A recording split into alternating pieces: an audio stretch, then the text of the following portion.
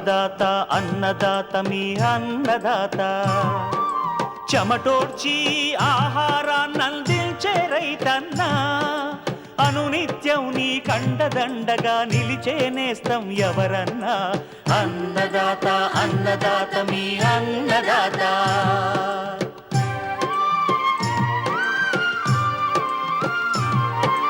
నూతన రీతుల సాగుబడికి నూరింతలు పెరిగే దిగుబడికి సూచనలిచ్చే సస్య రక్షణకు పశు పోషణకి శాస్త్ర విజ్ఞానం అందించి ముందుకు నడిపే తెలుగు రైతు భారతదేశానికి మకుటం అయ్యేలా తీర్చిదిద్దే ఆశయంతో మిమ్ము మేలు కొలిపేది అన్నదాత అన్నదాత అన్నదాత మీ అన్నదాత అన్నదాత అన్నదాత మీ అన్నదాత. అన్నదాత ప్రేక్షకులకు నమస్కారం. ఈనాటి ముఖ్యాంశాలు: కృష్ణా మండలంలో సాగు చేసుకోదగ్గ రబీ వేసవి పంటలు. నెల్లూరు జిల్లాలో రబీ వరిలో సమగ్ర పోషక యాజమాన్యం. ఉద్యాన పంటల్లో డిసెంబర్ మాసంలో చేపట్టాల్సిన చర్యలు. ఇంకా జై కిసాన్ వ్యవసాయ సమాచారం.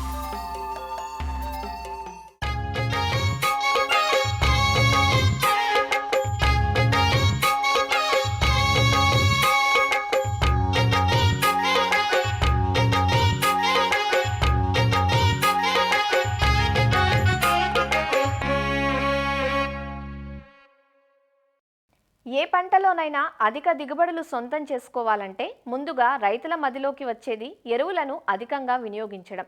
మరి ఎరువులను అధికంగా వేస్తే అధిక దిగుబడులు పొందుతున్నారా అంటే దిగుబడి సంగతి దేవుడెరుగు, చీడపీడల ఉధృతి మాత్రం ఏటికేడాది పెరుగుతోందన్నది రైతుల ప్రత్యక్ష అనుభవం.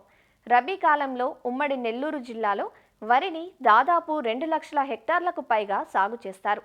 నీటి వసతిని బట్టి స్వల్ప మధ్యకాలిక రకాలను సాగుకు ఎన్నుకొని అక్టోబర్ నవంబర్ మాసాల్లో నాటుకున్నారు. పైరు దశను బట్టి సిఫారసు మేరకు అందించాల్సిన విధంగా ఎరువులు అందించినప్పుడే ఆశించిన దిగుబడులు పొందగలమంటూ వివరాలు తెలియజేస్తున్నారు ఆచార్య ఎన్జీ రంగా వ్యవసాయ విశ్వవిద్యాలయం నెల్లూరు జిల్లా వ్యవసాయ పరిశోధనా స్థానం శాస్త్రవేత్త డాక్టర్ వినీత. ముఖ్యంగా నెల్లూరు జిల్లాలో రబీ సీజన్లో తక్కువ కాలపరిమితి కలిగినటువంటి రకాలైనటువంటి నెల్లూరు మసూరి, నెల్లూరు ధాన్యరాశి, తర్వాత ఈ బీపీటీ 5204, ఇంకా ఆర్ఎన్ఆర్ 15048, కేఎన్ఎం రకాలు ఎక్కువగా నాట్లు వేయడం జరుగుతుంది. అయితే ఇప్పుడు వేసే రకాలన్నీ కూడా తక్కువ కాల పరిమితి కలిగిన రకాలు కాబట్టి ముఖ్యంగా నాట్లు వేసినాక 35-40 రోజుల లోపలే మనం ఎరువులు వేయడం అనేది వేయాలి. ఈ రబీ వరి సాగులో ఎరువుల యాజమాన్యాన్ని కానీ గమనించినట్లయితే ముఖ్యంగా 1 ఎకరాకి 48 కిలోల నత్రజని, 24 కిలోల భాస్వరము, 16 కిలోల పొటాష్ ఇచ్చే ఎరువులను వేసుకోవాలి. మనం వేయాల్సిన నత్రజని ఎరువును 3 దఫాలుగా వేసుకోవాలి. మొదటి దఫా దమ్ములో వేసుకోవాలి, తర్వాత నాటిన ఒక 20 రోజులకి రెండవ దఫా వేసుకోవాలి, మూడవ దఫా వచ్చేసి 40 రోజులకి వేసుకోవాలి. సిఫారసు చేసిన నత్రజనిని యూరియా రూపంలో కానీ చూసుకున్నట్లయితే ప్రతి దఫాలో 35-40 కిలోల యూరియా కానీ వేసుకున్నట్లయితే సరిపోతుంది. అయితే చాలామంది రైతులు ప్రతిసారి ఒక బస్తా ఎరువును కానీ వేసినట్లయితే మొక్క అనేది కొంచెం ఏపుగా పెరిగి పురుగు తెగుళ్ళ ఉధృతి ఎక్కువగా వచ్చేదానికి అవకాశం ఉంది. అంతేకాకుండా పైపాటున ఎరువులు ఎక్కువగా వేసినప్పుడు మొక్క బాగా ఏపుగా పెరిగి పడిపోయే అవకాశం కూడా ఉంది. కాబట్టి ఎరువుల్ని తగు మోతాదులో సిఫారసు చేసిన మోతాదులో మాత్రమే వేస్తే మంచిది. అయితే భాస్వరం ఎరువు అనేది 1 ఎకరాకి 24 కిలోలు అవసరము. ముఖ్యంగా నెల్లూరు జిల్లాలో పొలాలన్నింటిలో కూడా మనకు భాస్వరము ఎక్కువ మోతాదులో ఉంది. ఖచ్చితంగా మనం భాస్వరం ఎరువుని సిఫారసు మించి వేయకూడదు. తర్వాత ఈ ఎరువు ఏంటంటే నత్రజని ఎరువులాగా నీళ్ళలో బాగా కరిగిపోవడము అలా జరగదు. కాబట్టి అంతా కూడా ఒకసారి దమ్ములో వేస్తే సరిపోతుంది. ఇంకొకటి ఏంటంటే ఈ భాస్వరం ఎరువు ముఖ్యంగా వేర్లు పెరుగుదలకి, పిలకలు పెట్టడానికి మాత్రమే ఎక్కువగా ఉపయోగపడుతుంది. కాబట్టి మనం పైపాటున వేయడం వలన ఈ ఎరువు వలన వచ్చే ఆదాయం కంటే కూడా ఖర్చు ఎక్కువ. కాబట్టి ఖచ్చితంగా మనము కాంప్లెక్స్ ఎరువులనైనా సరే, భాస్వరం సంబంధిత సింగిల్ సూపర్ ఫాస్ఫేట్ ఎరువునైనా కూడా దమ్ములోనే వేసుకుంటేనే మంచిది. తర్వాత పొటాష్, ఈ పొటాష్ను మనకు మ్యూరేట్ ఆఫ్ పొటాష్ రూపంలో మనము వరి పంటకు వేయాలి. అయితే ఈ పొటాష్ కూడా నత్రజని లాగా ఎక్కువగా కరగడం కానీ లేదంటే భాస్వరం లాగా అసలు కరగకుండా ఉండడం కానీ కాకుండా మధ్యస్థంగా ఉంటుంది కాబట్టి దీన్ని 2 దఫాలుగా వేసుకోవాలి. మొదట్లో ఒక 20 కిలోలు, చిరుపొట్ట దశలో ఒక 20 కిలోలు, ఆ విధంగా 2 దఫాలుగా వేసుకోవాలి. ఈ ఎరువులు వేసేటప్పుడు గమనించాల్సిన విషయం ఏంటంటే, నాట్లు వేసిన తర్వాత కూడా మనం ఎరువులు, ముఖ్యంగా యూరియా లాంటి ఎరువులు వేసినప్పుడు బురద పదునులో మాత్రమే ఎరువులను వేయాలి. ఎందుకంటే యూరియాలో మనకి అమైడ్ రూపంలో ఉండే నత్రజని అనేది మనకి కన్వర్ట్ అయ్యి అమోనికల్ ఫామ్లో కావాలి అని అంటే మనకు నీరు ఎక్కువగా ఉన్నప్పుడు ఆక్సిజన్ అనేది తక్కువగా ఉంటుంది కాబట్టి మనకు అలా అంటే వినియోగ సామర్థ్యం తగ్గుతుంది. అందుకని ఎప్పుడు కూడా బురద పదునులోనే మనం యూరియా ఎరువును వేసుకున్నట్లయితే తర్వాత మనకు వేసిన ఎరువు అంతా కూడా మొక్కలకు ఉపయోగపడే అవకాశం ఉంటుంది. తర్వాత ముఖ్యంగా రబీ సీజన్లో ఈ జింక్ లోప లక్షణాలు ఎక్కువగా కనపడుతూ ఉంటాయి. తక్కువ ఉష్ణోగ్రతలు ఉండడం కానీ, తర్వాత పచ్చిరొట్ట సరిగ్గా కుళ్ళకపోవడం వలన కానీ, వీటి వలన మనకు జింక్ లోప లక్షణాలు ఎక్కువగా కనపడుతూ ఉంటాయి. ఈ రబీ సీజన్లో జింక్ సల్ఫేట్ని ఎకరాకు ఒక 20 కిలోలు జింక్ సల్ఫేట్ని దమ్ములో వేసుకోవాలి.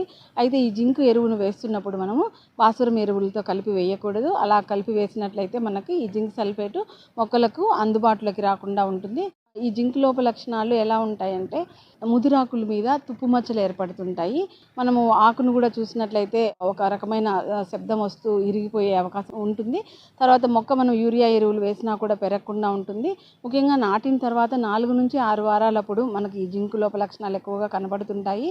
సో మొదట్లో మనం దమ్ములో జింక్ సల్ఫేట్ వేసినా కూడా తర్వాత ఈ జింక్ లోప లక్షణాలు వచ్చే అవకాశం ఉంది కాబట్టి పైపాటుగా మనకు 2 గ్రాములు జింక్ సల్ఫేట్ 1 లీటర్ నీటికి కలుపుకొని 2 నుంచి 3 పర్యాయాలు మనం పిచికారీ చేసుకున్నట్లయితే ఈ జింక్ లోప లక్షణాలను మనము సవరించుకోవచ్చు.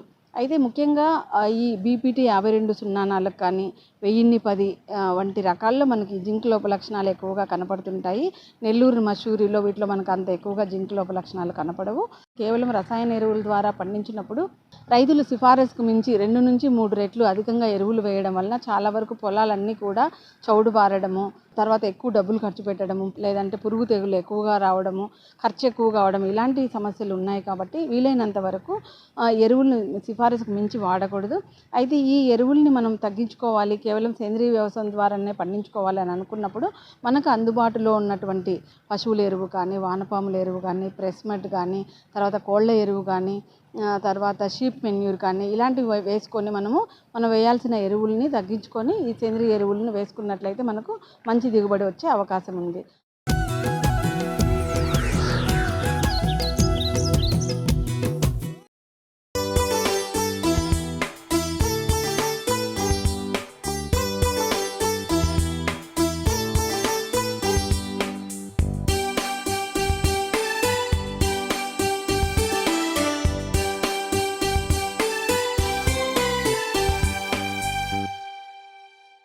కృష్ణా మండలం క్రిందకు వచ్చే ఉమ్మడి కృష్ణా, గుంటూరు, ప్రకాశం జిల్లాల పరిధిలోని మెట్ట ప్రాంతాల్లో రబీ సీజన్ ప్రారంభమైంది. ఖరీఫ్ సీజన్లో వరి పంట సాగు చేయలేని ప్రాంతాలు, పత్తి పంటను తొలగించిన చోట, అలాగే పంటలు వేయకుండా ఖాళీగా ఉంచిన భూముల్లో మోంతా తుఫానుకు పంటలు కోల్పోయిన ప్రాంతాల్లో రబీ పంటలు సాగు చేయడానికి రైతులు సిద్ధమవుతున్నారు. కృష్ణా మండల పరిధిలోని కొన్ని ప్రాంతాల్లో సాగునీటి సౌకర్యం ఉండగా మరికొన్ని చోట్ల మాత్రం వర్షాధారంగానే పంటలను వేయవలసిన పరిస్థితి ఉంది. ఈ పరిస్థితుల్లో కృష్ణా మండలంలో సాగు చేసుకోదగ్గ రబీ, వేసవి పంటలు, వాటిలో మేలు రకాల గురించి తెలియజేస్తున్నారు కృష్ణా మండల సహపరిశోధన సంచాలకులు డాక్టర్ దుర్గా ప్రసాద్. కృష్ణా మండలంలోని ఉమ్మడి కృష్ణా, గుంటూరు, ప్రకాశం జిల్లాల్లో మనకి ఇప్పుడు ఖరీఫ్ పంటలు చాలా వరకు పూర్తయినాయి. కొన్ని పంటలు పత్తి, అలాగే కంది ఇలాంటివి కొనసాగుతూ ఉన్నాయి. ఈ పరిస్థితిలో ఇప్పుడు ఇరిగేషన్ సోర్సెస్ని బట్టి మనం పంటల్ని ఈ రబీ కాలంలో వేసుకుంటానికి అనువైన సమయం ఇది. ముఖ్యంగా ఈ 3 జిల్లాలకి అనువైన మనం రబీలో వేసుకునే పంటలు కనుక చూసుకున్నట్లయితే ముఖ్యంగా మొక్కజొన్న అనేది ఈ 3 జిల్లాల్లో కూడా విస్తారంగా రబీలో సాగు చేసుకుంటానికి అవకాశం ఉన్న పంట. ఈ మొక్కజొన్నని మనం డిసెంబర్ నెలాఖరు వరకు కూడా సాగు చేసుకునే అవకాశం ఉంటుంది. ఇక రెండోది మనం మినుము కూడా సాగు చేసుకుంటానికి రబీలో మంచి అవకాశం ఉంది. ఇది కొన్ని సందర్భాల్లో ప్రాంతాన్ని బట్టి ఇది పూర్తిగా వర్షాధారంగా కూడా వేసుకోవచ్చు. నీటి వసతి ఉంటే కనుక 1-2 తళ్ళు ఉన్న చోట కూడా ఈ మినుమును వేసుకుంటే మంచి దిగుబడులుకి అవకాశం ఉంది. మినుము పంటలో కనుక చూసుకున్నట్లయితే మనకి ఎల్బీజీ 884 అనే రకాన్ని కానీ, లేకపోతే టీబీజీ 104 అనే రకాలు కొద్దిగా స్వల్పకాలిక రకాలు వర్షాధార మినుముకి అనువుగా ఉంటాయి కాబట్టి ఈ రకాలని మనం ఎంపిక చేసుకుంటాం మంచిది. ఇక మనకి మెట్టలో కూడా ఇరిగేషన్ సోర్స్ కనుక ఉన్నట్లయితే మనకి ఎల్బీజీ 904 అనే కొత్త రకం, అలాగే ఎల్బీజీ 932 అనే రకం, అలాగే టీబీజీ 141, కొన్ని ప్రాంతాల్లో జీబీజీ 45 అనే రకం. ఈ రకాలని మనం ఎంచుకున్నట్లయితే సుమారు 90-95 రోజులు ఉండే పంట.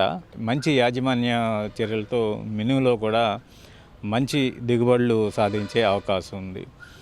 అలాగే ఇంకొక రబీ పంట శనగ.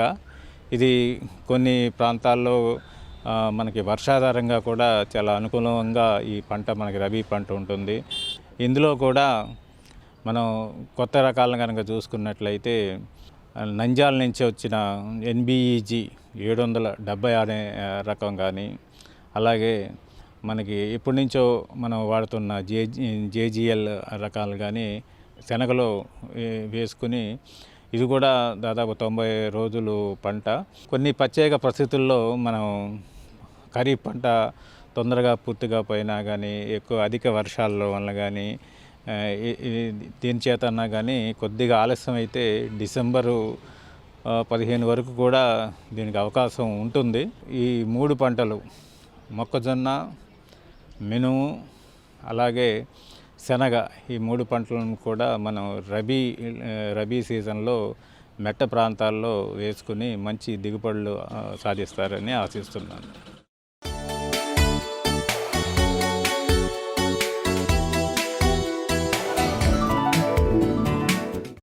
అధిక విలువతో కూడిన పంటలు ఉద్యాన పంటలు.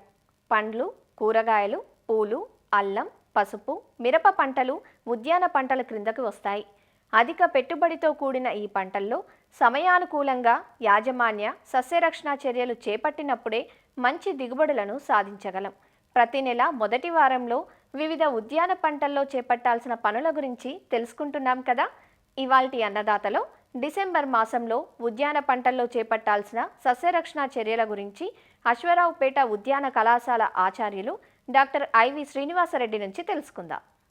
మామిడిలో ఇప్పటిదాకా కురిసిన అకాల అధిక వర్షాల వల్ల మొగ్గలు ఆలస్యంగా కనిపించే అవకాశం ఉంది. ఈ మొగ్గలను ఉత్తేజపరిచి వేగంగా పూతను రప్పించడం కోసం ఈ మాసంలో డిసెంబర్ 15 తర్వాత ఒకసారి తేలికపాటి తడి ఇవ్వవచ్చు. ఒకవేళ తడి ఇచ్చే అవకాశం లేకపోయినట్లయితే పొటాషియం నైట్రేట్ 10 గ్రాములు, యూరియా 5 గ్రాములు లీటర్ నీటికి చొప్పున కలిపి పిచికారీ చేయటం ద్వారా పూతను వేగంగా రప్పించవచ్చును. మామిడిలో తేనెమంచి పురుగులు, తామర పురుగుల ఉధృతి అధికంగా కనిపిస్తుంది. దీని నివారణకు క్లోథయానిడిన్ అనే మందు 0.1 గ్రాము లీటర్ నీటికి చొప్పున కలిపి పిచికారీ చేసుకోవాలి. అదేవిధంగా ఉష్ణోగ్రతలు బాగా తగ్గటం వల్ల ఉదయం పూట తెల్లటి పొగమంచు లేదా మంచు పడే అవకాశం ఉంది. దీనివల్ల మామిడిలో బూడిద తెగులు ఆశించే అవకాశం ఉంటుంది. దీని నివారణ కోసం నీటిలో కరిగే గంధకం 3 గ్రాములు లీటర్ నీటికి చొప్పున కలిపి పిచికారీ చేసుకోవడం ద్వారా నివారించవచ్చు. జామలో పిండి నల్లి ఉధృతి బాగా కనిపిస్తుంది. కొమ్మల పైన కాయ తొడిమి దగ్గర ఆశించి రసం పీల్చడం వల్ల కాయలు, ఆకులు రాలిపోవడం గమనించవచ్చు.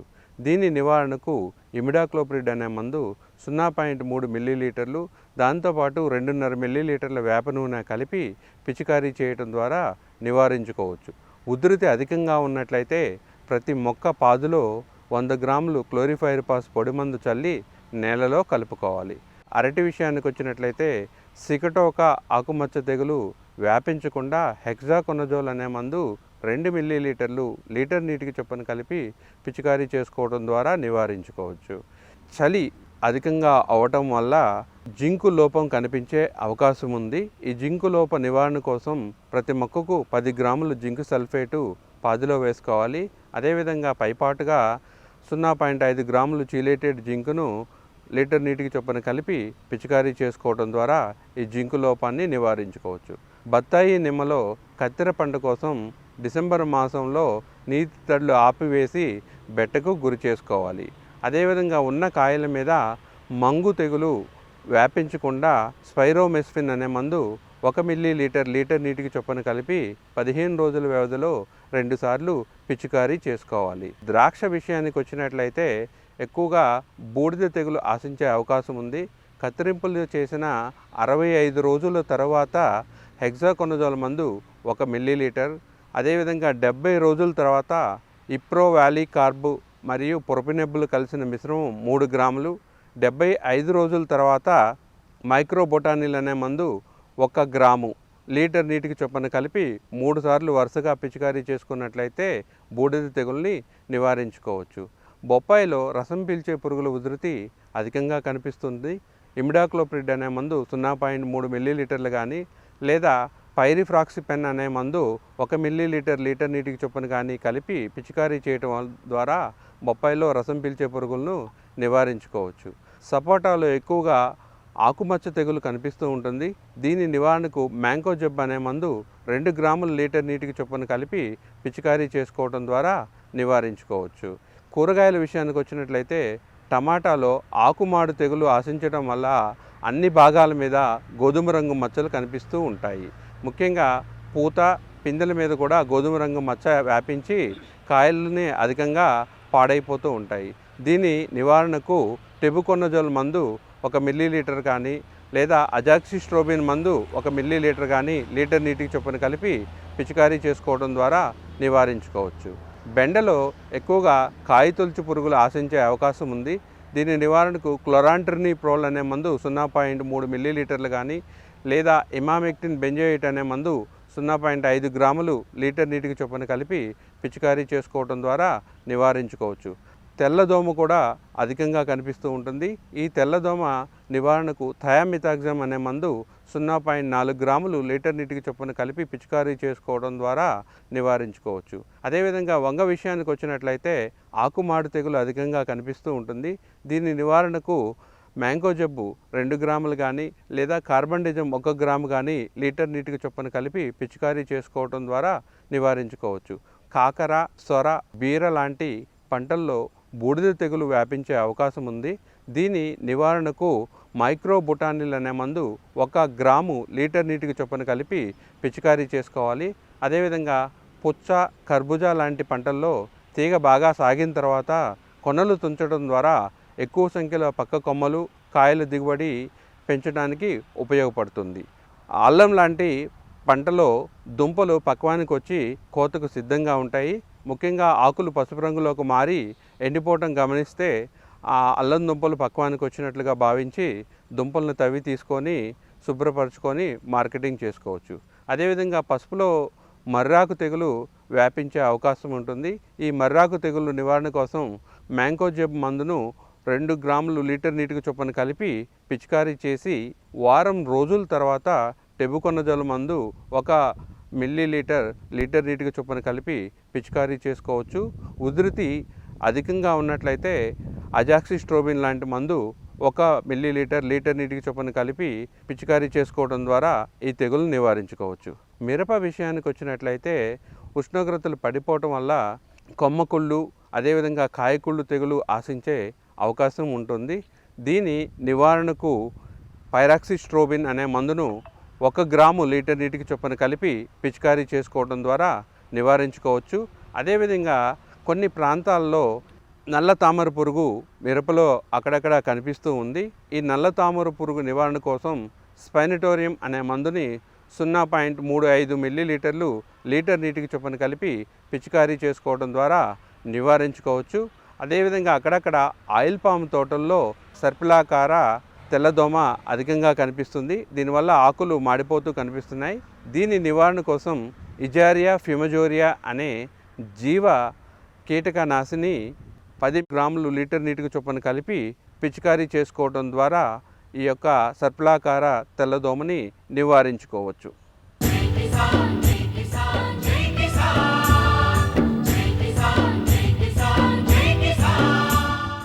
వ్యవసాయ సమాచారం ఇప్పుడు జై కిసాన్లో చూద్దాం. ఉమ్మడి కర్నూలు జిల్లాలో ఖరీఫ్ వరి కోతలు ముమ్మరంగా కొనసాగుతున్నాయి.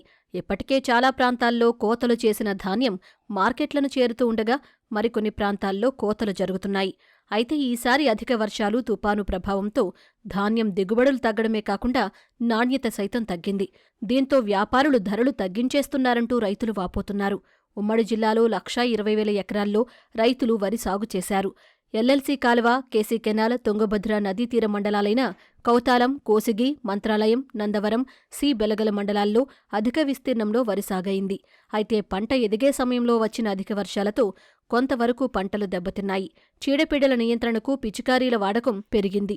దీంతో సాగు ఖర్చులు సైతం అధికమయ్యాయంటూ రైతులు వాపోతున్నారు. మన అకాలమైన వర్షంతోన మా ఒట్లు నాణ్యాయి. బాగుండే ఒట్లు అయితే 2,200 అడుగుతారు సార్. మావైతే 18 నూర్లు, 15 నూర్లు, 16 నూర్లు అడుగుతున్నారు సార్. ప్రతి సంవత్సరం 35-40 సంచుల బస్తాలు వచ్చేవి. ఈ వర్షం దారం వల్ల 28-29 బస్తాలు మాత్రం వస్తున్నాయి సార్ ఎకరానికి. సంవత్సరం వడ్లు గిట్టపడ్డ ధర కావడం లేదు. ఎకరాకి 25-20 వచ్చినాయి. ఈ మందుల రేట్లు, ఇది ఎరువుల రేట్లు ఎక్కువ. మాకు చాలా లాస్లో ఉండం ఈ సంవత్సరం. కౌలు చేసిన భూములు అంటే ఏం రూపాయి కూడా రావడం లేదు. ఇంకా మామే ఎదురు వాళ్ళకి అప్పులు కట్టినట్లు ఉంటుంది. 7 లక్షల రూపాయలు పెట్టుబడి, 5 ఎకరాలు వరమడి. తుఫాను బాగా ఒక నెల కొట్టిగా తుఫాన్లో సుంక కంకెళ్ళే ముందర సుంక నిలబడలేదు. అంటే తాలు బాగా ఓట్లకి అవటాన్ని బాగా ఇడిచా. ధాన్యానికి మద్దతు ధర ఏ గ్రేడ్ రకానికి క్వింటాలకు 2,389 ఉండగా సాధారణ రకాలకు క్వింటాకు ధర 2,369గా ఉంది.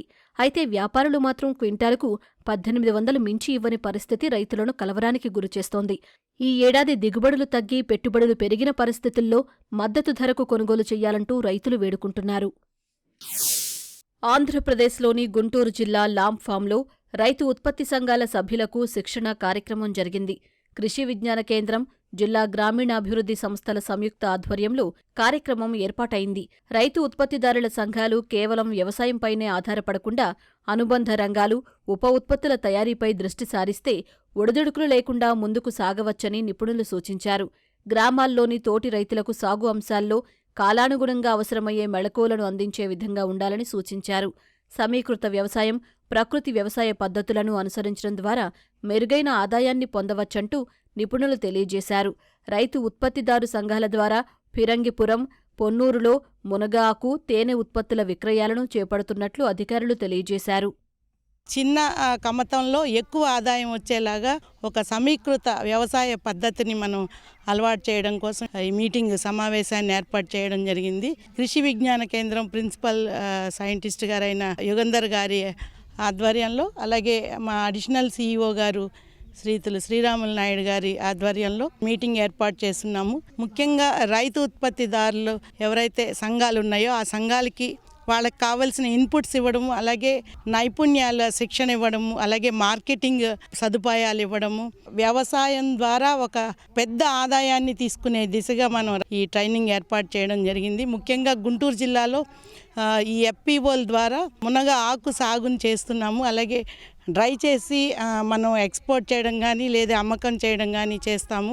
అలాగే ఫిరంగిపురం మండలంలో, అలాగే పొన్నూరు మండలంలో తేనె ఉత్పత్తిదారుల సహకార సంఘం ద్వారా తేనెని ఉత్పత్తి చేసి దాని ప్రాసెసింగ్ యూనిట్ కూడా మేము పెట్టడం జరుగుతుంది. అలాగే కోళ్ల పెంపకం, అలాగే పాడి గేదెలు, ఇలాంటివన్నీ కూడా మనం డెవలప్ చేసి రైతుని ఒక మంచి ఆదాయ వనరుగా మార్చే దిశగా ఈ ప్రోగ్రాం చేస్తున్నాం. మరిన్ని విభిన్న అంశాలతో రేపటి అన్నదాతలో మళ్ళీ కలుసుకుందాం. నమస్కారం. అన్నదాతలు తమ సందేహాలు, సమస్యలను 1800-425-4085 టోల్ ఫ్రీ నెంబర్లో ఉదయం 10 గంటల నుంచి 11 గంటల మధ్య పని దినాలలో సంప్రదించగలరు. ఈ కార్యక్రమాన్ని యూట్యూబ్లో www.youtube.com/annadaata ETV లింక్ ద్వారా వీక్షించవచ్చు.